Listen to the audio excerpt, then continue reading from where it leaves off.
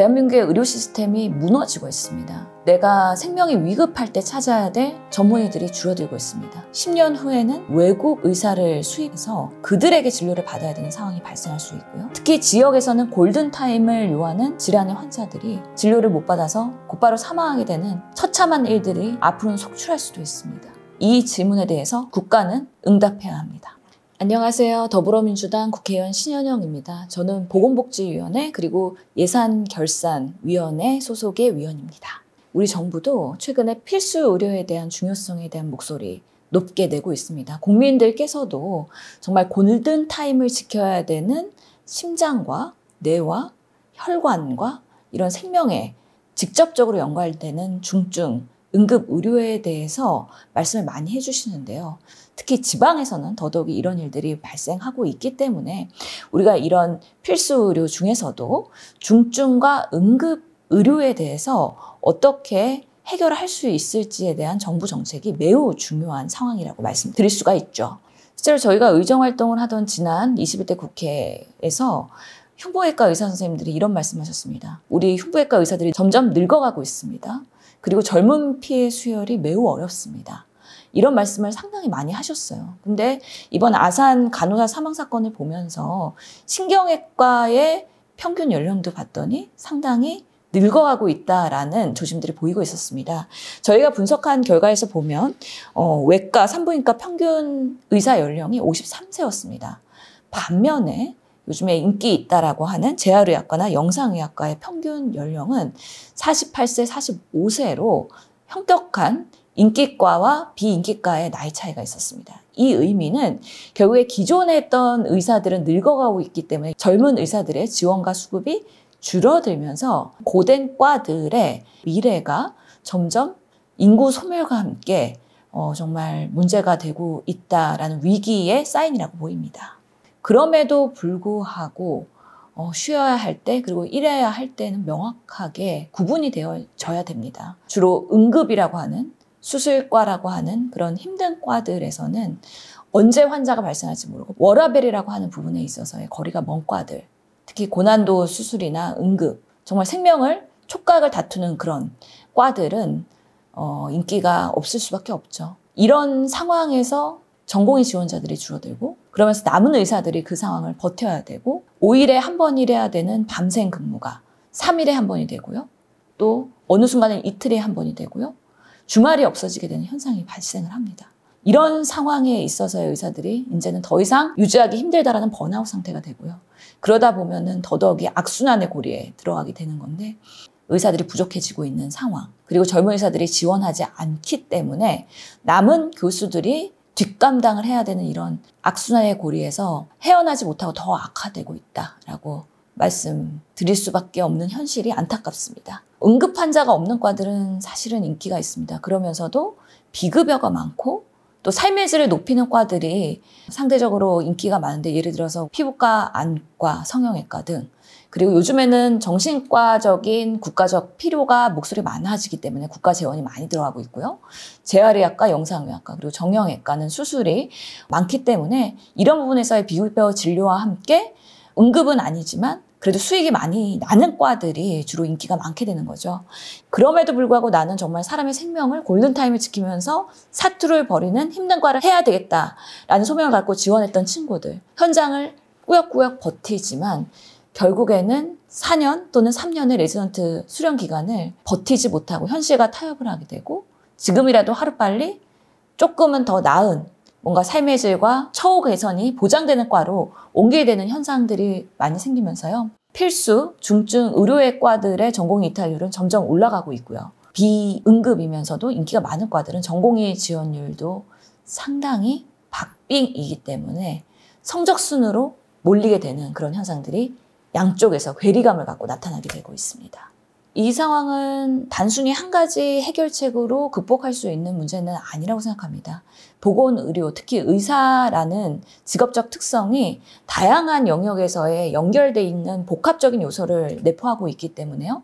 단순히 의사수 정원만 늘린다고 해서 해결된다거나 아니면은 수가만 올린다고 해서 해결되지는 않을 거라고 생각합니다.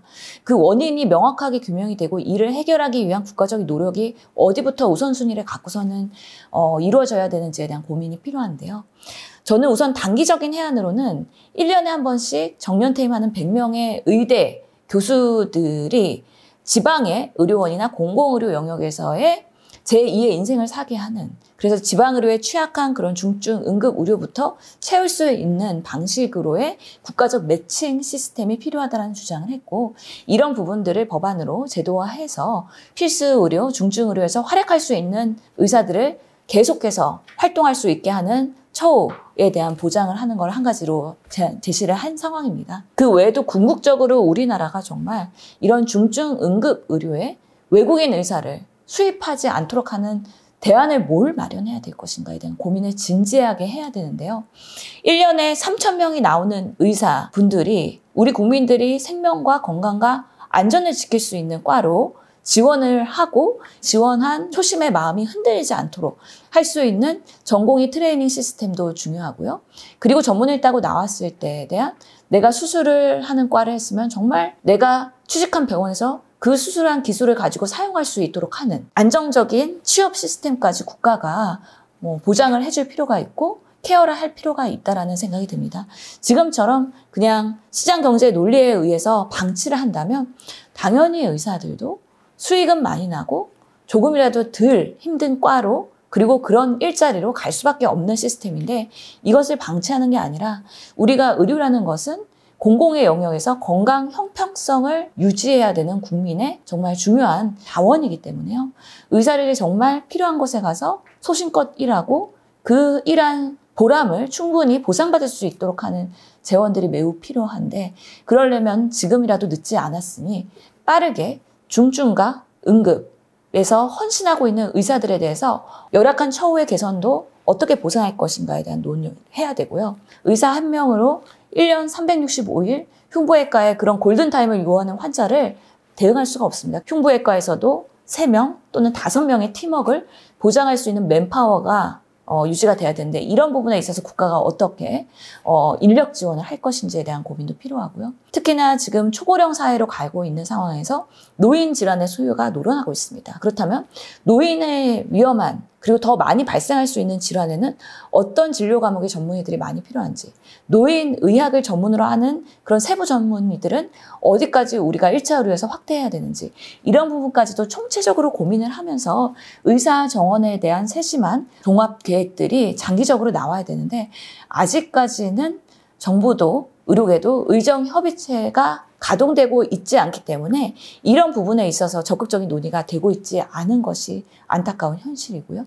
이번 우리가 10월 29일 참사를 보면서 국민의 생명과 건강과 안전을 유지하기 위해서 국가의 역할을 꼭 확인하지 않았습니까? 국민의 건강과 생명을 유지할 수 있도록 필요한 의사들이 먼저 배치될 수 있는 방안이 무엇인가, 그리고 그것이 단순히 강제로 의사들을 동원하는 방식이 아니라 내가 처음에 의사가 되기 위해서 그 초심을 바라던 마음이 유지되는 방향으로 국가가 지원을 해줄 수 있는 방식이 되어야 된다. 그렇기 때문에 정부와 의료계는 매일같이 머리를 맞대고 이 사안에 대해서 어떻게 해결을 할 것인지에 대한 총체적인 고민을 할 수 있는 위원회가 꼭 필요하다는 생각을 하고 있습니다. 국회가 예산을 심의하는 시기이기 때문에 예산이 어느 정도 통과가 되면 이제는 법안을 심의해야 되는 시간이 올 것입니다. 그래서 법안 소위가 상임위에서 열릴 텐데요. 이럴 때 수련 환경, 전공의의 지위 향상을 위해서 우리가 어떻게 더 개선할 것이냐에 대한 부분에 대한 또 다른 고민을 해야 될 시간이 올 것이고요. 특히 항상 전공의 수련에 대해서는 전공의들이 노동자냐 아니면 수련을 해야 되는 피교육자냐에 대한 두 가지 가치가 충돌하면서 발생하는 여러 가지 가치의 그런 대립들이 있습니다. 노동권을 보장하면서도 그 노동 시간 내에 충분하게 수련이 될 수 있는 내실 있는 커리큘럼이 매우 중요합니다. 그런 이야기들이 최근 5년간 논의가 되다가 코로나로 인해서 중단이 됐습니다. 하지만 정말 대한민국의 의료를 견인할 젊은 의사들이 수련받을 시간에 제대로 수련을 받고 나와야 전문의를 따고 현장에서의 우리 환자들을 만날 때 국민들의 정말 생명과 진료를 안전하게 보장하면서 제대로 된 기술로서의 진료가 이루어질 수 있는 매우 중요한 시점이라고 봅니다. 그런 논의들이 충분히 논의될 수 있도록 보건복지위에서 시간이 충분히 가져야 하는 부분인데요. 지금의 윤석열 정부가 얼마나 우리 국민 생명과 안전을 고민하는지 시험대에 올랐다고 봅니다. 현장의 목소리, 그리고 젊은 의사들의 목소리가 제대로 반영될 수 있도록 하는 여당의 모습도 저희가 같이 지켜볼 거고요. 또한 더불어민주당인 야당 또한 정말 국민의 생명과 건강과 안전을 위해서 의료계의 문제부터 해결을 하자라는 이야기를 할 것입니다.